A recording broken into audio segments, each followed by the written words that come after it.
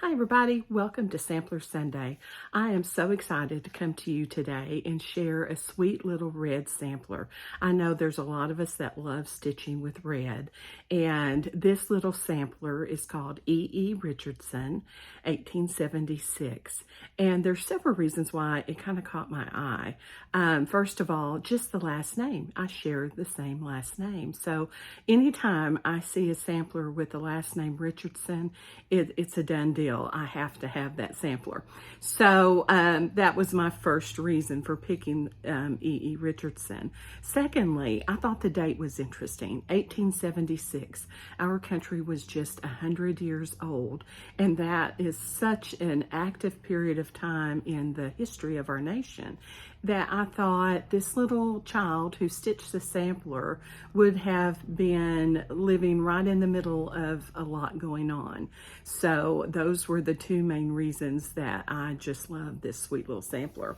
The first thing that I want to do is show you the antique, and then I'm going to show you the model for the one that was just stitched. So this is the, I'm about to hold it upside down. This is the antique, and I'm sorry, let me see if I can get something to put behind it where the light's not shining through it quite so bad. There, that's a little bit better. There's nothing elaborate about this sampler. It's just a sweet little marking sampler. Probably was stitched by a young child practicing how to stitch and how to mark linens. And so as we see, it's just got the basic alphabet. It has the uppercase, then it has the lowercase, some numerals, and then the name Richardson 1876. It has a couple little motifs and some neat little dividing bands, and that's it. It's just a very sweet, small sampler done in two colors, a red and a black for the marking bands. So this is the model. I'm going to hold it up and show you. And if you'll notice, I'm going to hold it up a little bit closer. This model was actually stitched on 16 count Aida. And that was done for a reason. My favorite count to stitch on, I liked, used to be 36. Then I started stitching a lot of the samplers on 40. And then Jean from the attic was very encouraging for stitching on a higher count. Thank you, Jean. And so now 46 may be my favorite. I really enjoy stitching on that. But I had some messages from several ladies that said, you know, I have trouble with my eyesight. And believe me, I understand. I have to use my bifocals, and I have a big magnifier that I use if I'm stitching on a higher count. But I completely understand. But I don't want that to scare you away from ever stitching a sampler. Because samplers, while they're done on linen most of the time, samplers can look very beautiful stitched on Aida. My mother, I know, has issues. She had cataract surgery last year and is much better since the surgery, but she prefers to stitch on Aida. And my thinking on Aida versus linen, we stitch because we love it. It's not because we're having to mark laundry anymore, thank heavens. But it's because it's something that brings us joy. It brings us relaxation. It helps to de-stress us. Whatever your personal reason is for stitching, don't let worrying about what you're using for your cloth to keep you from stitching something you might enjoy. So with that in mind, I purposely decided, let's do this sweet little sampler on Aida. And this is an excellent little sampler to begin with. If you are a first-time sampler stitcher, don't make the mistake I did. I stitched this huge project, and it's 1,000 wonders I ever stitched another sampler. I should have never started with a huge piece. I should have started with something smaller that I could kind of wrap my head around and not be stressed out about, because we want to keep the joy in our stitching. So this is an excellent little sampler if you've never stitched one before to begin with. And so those ladies that have messaged me, I hope you're watching. And I want you to dip your toe in the water of samplers. Take this little chart stitch it on Aida, and make it yours. Don't stress over the fact that you're not stitching it on linen. If Aida is what makes your stitching bring you happiness, then that's what you stitch on. So my mom stitched the model for me, and she stitched it on 16 count Aida, and I think it turned out precious. I also, this little frame that it's in, I saved the number on the back, and I'll put it down below, but I bought it at Michael's for $5. It was an unfinished little frame. It had a little piece of jute up here as a hanger, but I took that off, and I'm going to put this on a little easel in one of my cabinets probably. But this little frame, unfinished, I took red. I'll put the name of the paint I used down below. I also took some dark gel wax and kind of went over the frame to distress it a little bit and make it look a little more aged, and glued with tacky glue my little sampler down on a piece of mat board. But you could lace it, you could pin it, and then mounted it inside this frame. So on 16 count Aida, it fits perfectly. You could do a little smaller, you could do it a little bit larger, and finish it however you wanted. You could also frame this with glass if you wanted to protect it, especially if it's your first sampler. You need to put it front and center. So let me talk a little bit more. I've got to get my cheat sheet here so I don't forget what I wanted to visit with you guys about. On that sampler, I had my mom use some Soie, and I'll have those numbers listed below. They're also on the chart, but you could just as easily use DMC. 321, 310, those would be great DMC colors to use. Or it's an easy little sampler. If you wanted to stitch it all in one color, you could. So make it your own and enjoy it. That's the important part. I always like to have a little bit of history about the sampler. And so when I got this one, all it has is E.E. Richardson, 1876. There's no age. I don't know how old E.E. Richardson was when the sampler was stitched. I could do like I did last week and just kind of guess. Usually samplers were stitched between the ages of 9 and 12, sometimes as young as 5, 6, or 7 though. So that's a pretty big range to guess, but I could do that. I do know the year it was completed, so that's helpful. But another thing that gives me some issues is that it's just E.E. because of course Richardson's a long name, and they just didn't have room to put their full name, I'm sure. I feel pretty certain that's why they just used the initials E.E. So I started my search, and unfortunately, I did not feel confident enough in anything I found. There is probably a bazillion and a half possibilities. I did the range of dates. I did names beginning with E. I looked for middle names that would have had E on it. And then another thought popped into my head. I feel like it was a child that stitched this sampler, but it could have been someone a little bit older. In that case, maybe the second E stood for their maiden name. So that opens up a whole nother can of worms. And I searched for quite a while, but thousands upon thousands of pages. So EE will probably just remain a mystery to us, and that's okay. It's fun to ponder who it could be, but sometimes we just do not have a way of really narrowing our search down and knowing for sure. And I think EE is probably going to be one of those mystery stitchers. But one thing that I was able to do, I wanted to see, because you guys know I love history and anything about it. I wanted to know maybe the thoughts that would have been in E.E. Richardson's head as this sampler was stitched. What was going on in the world around them at the time? There's nothing on this sampler that makes me, it's not like a motif that jumps out. But I still think it would be interesting to just know what was happening. So as I looked, Alexander Graham Bell patented the telephone that year in 1876. I think that's really cool. That would have been a huge bit of news.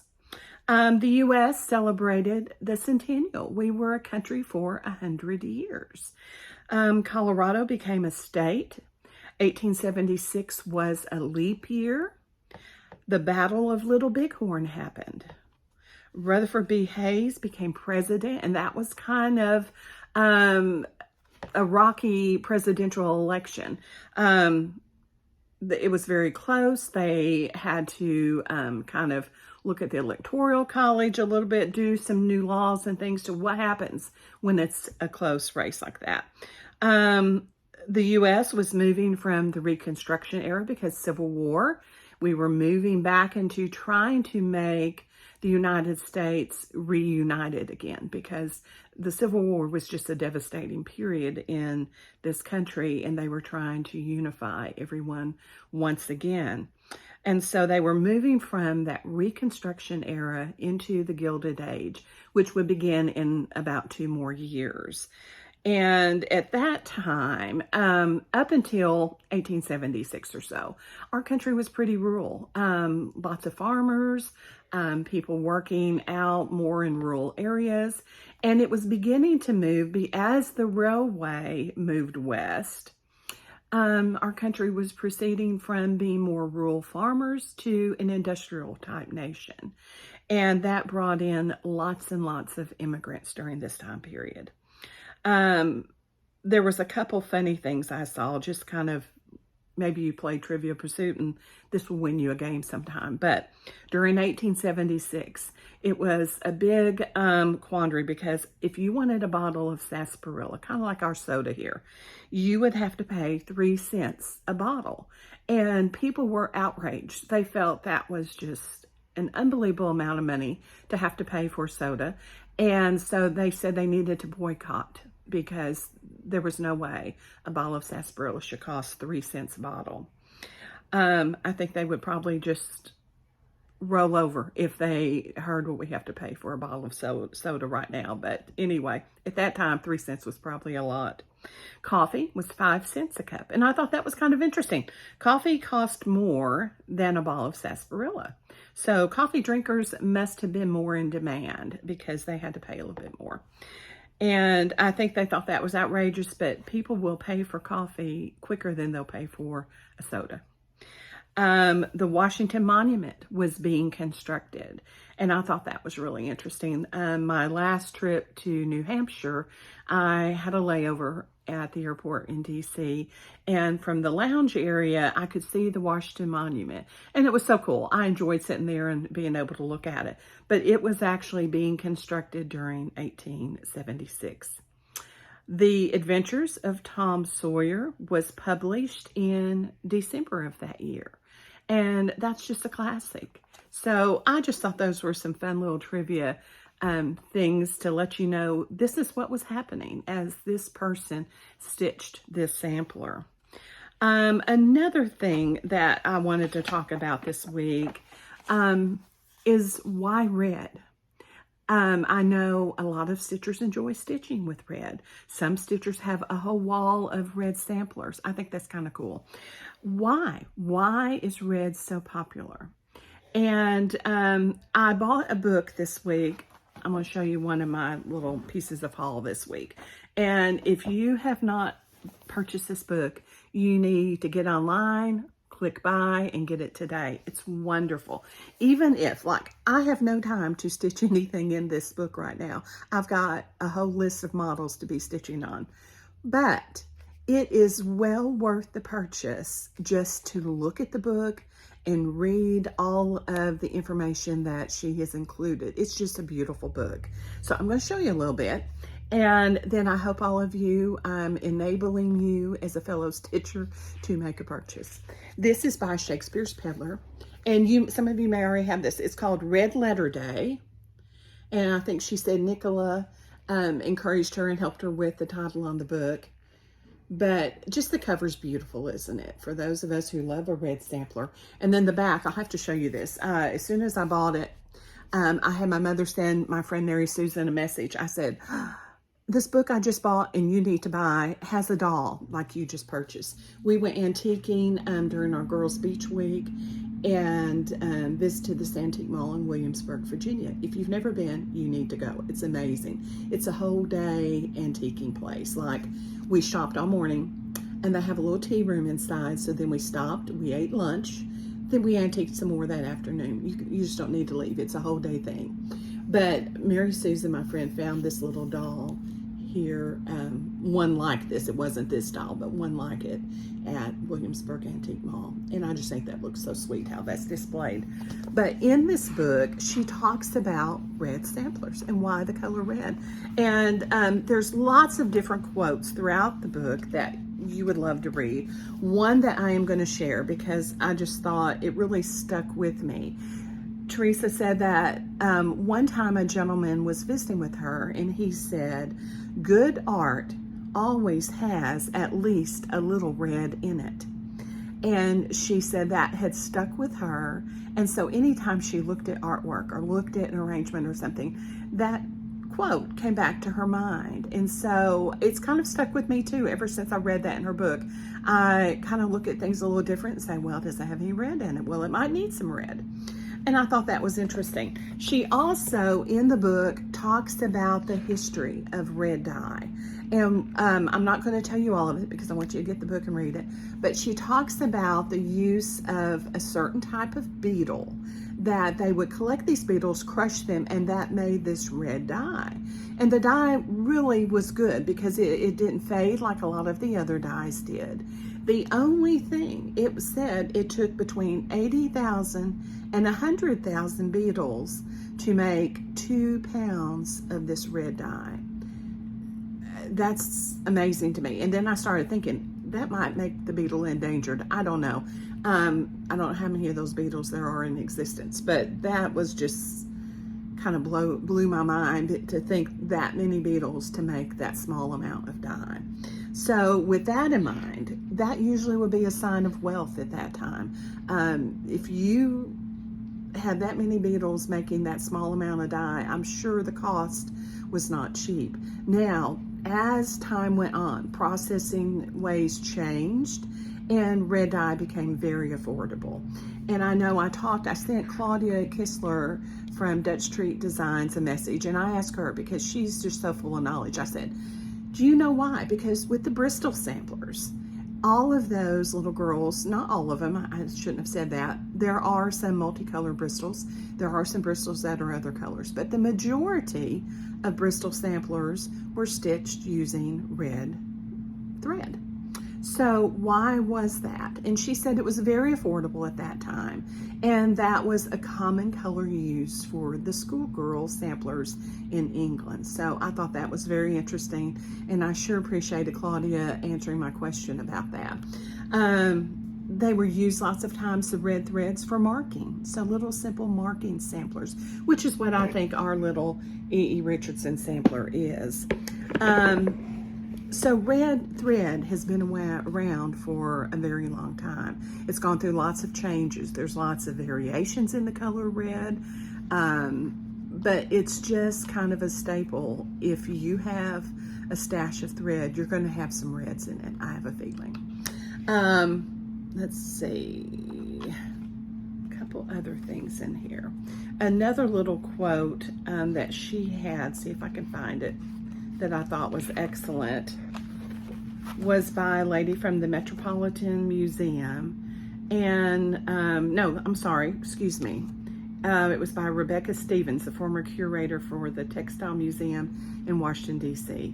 And she said, "A textile is not dyed red by chance. No, you use red for a specific reason. Whether it's for love, for fertility, for happiness, you made it red on purpose." And I think that's true. We all stitch red on purpose. Some of us love red, some of us love other colors. I did a little poll this week knowing this is what I was going to talk about this Sunday. And I said, if you could choose one thread, you could only have one thread to stitch with, what color would it be? Well, in my head, before I posted that poll, I thought the overwhelming majority would be the color red.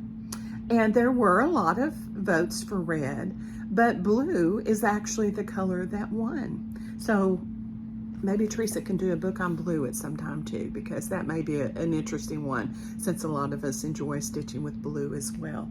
But this little booklet not only has lots of stories about the color red and other quotes, I just shared a couple with you, but she's got lots of quotes, she's got lots of stories in here, lots of history, so you knew that I would love this book. And there's several charts for red samplers. I know I counted 6, there may be more, but great book. You get lots of charts, lots of information, and it's just a beautiful book to have. So encourage you to go out and get this book. Last week, our winner was Anna Brannon, and she contacted me. And then I gave away another chart, and that winner is going to be Lonna McQuaid. So Lonna, if I mispronounced your name, I apologize. But send me your email, an address on my email down below, and I'll get your prize out to you this week. I want to share with you our prize that I'm going to give away this week. I thought it would be fun. I went in my local L&S, which is Stitcher's Garden. If you're ever in Conway, you need to make a stop. And I said, I just need a whole bunch of red threads. So there's some DMC reds, there's some Classic Colorworks, I think there is a needlepoint silk, there's a Splendor. So there's a whole bundle of red threads. So I'm going to give this bundle away to a lucky winner this week. And to be placed in the drawing to win this bundle of threads, you just need to comment down below. And I love reading comments, so please, please make a comment. Also, I'm going to ask you to please like and subscribe. If you have not subscribed to my channel, I try and come on every Sunday for Sampler Sunday, but I would sure appreciate you hitting that subscribe button and hit the bell, and that will notify you every time that I upload a video. Also, if you are a member of a stitching group and they have not heard about me, I would appreciate you sharing my channel with them as well. And I think, I was trying to look, make sure I didn't leave anything off, but I think that's it. If you would like to stitch Richardson, this is going to be a free chart that I'm offering to everyone. I'll post the PDF on my Facebook page. If you do not have Facebook, I'll try and post it on Instagram as well. And if you don't do social media at all, just email me, and I can email you the PDF if necessary. So thank you for watching today. I hope you have a wonderful Sunday. My husband, I promised him I was going to do this early. We're playing hooky this morning from church because he's getting ready to go out of town, and we're going to spend the day together. So that's why I'm getting this done a little bit earlier today. We're going to go for a drive up on Mather Lodge, which is located on Petty G Mountain, and have lunch, and it's just a beautiful drive up there. So that's what my plans are for early afternoon, and then this evening I might get a little bit of stitching in. So hope you guys have something wonderful planned as well with family, and get some time to do some stitching of your own. So take care, have a great week, and I'll talk to you soon. Bye.